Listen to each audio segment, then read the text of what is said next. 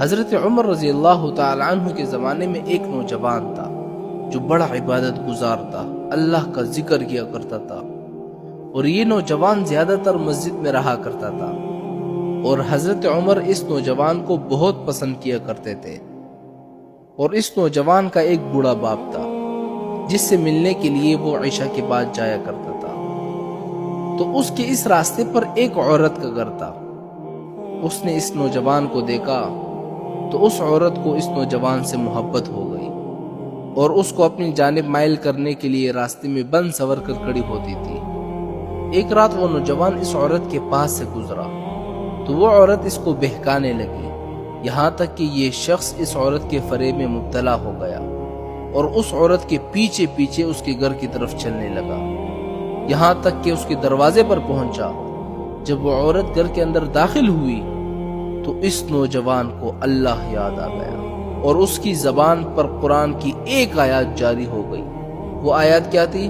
ان الذین اتقوا اذا مسهم طائفة من الشیطان تذکروا فاذا هم مبصرون۔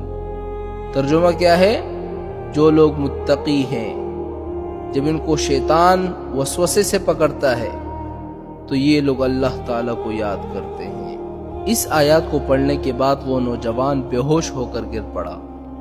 اس عورت نے اپنے باندی کو بلایا اور دونوں نے اس کو اٹھا کر اس نوجوان کے باپ کے گھر تک لے گئے، اور اس کے باپ نے دیکھا کہ وہ تو بے ہوش پڑا ہے تو لوگوں کو تعاون کے لیے بلایا اور لوگوں نے اس کو اٹھا کر گھر کے اندر پہنچا دیا۔ جب آدھی رات گزر گئی تو اس نوجوان کو ہوش آ گیا۔ باپ نے پوچھا کیا ہوا؟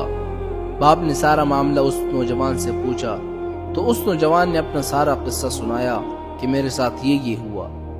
باپ نے دوبارہ وہ آیات اس سے سنی۔ وہ نوجوان اس آیات کو پڑھنے کے بعد پھر سے بے ہوش ہو گیا۔ جب باپ نے اس کو ہلایا نا تو وہ نوجوان مر چکا تھا۔ بہرحال پھر اس کو غسل دیا، کفن دیا اور اسی رات میں اس کو دفنا دیا گیا۔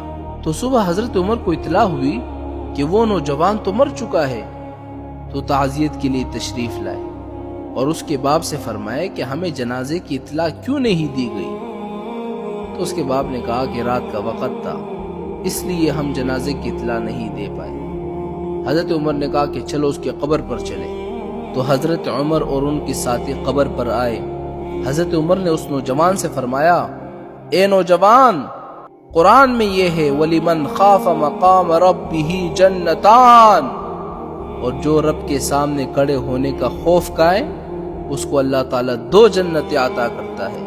تو قبر کے اندر سے اس شخص نے جواب دیا کہ ہاں، مجھے اللہ تعالیٰ نے 2 جنتیں عطا کر دی۔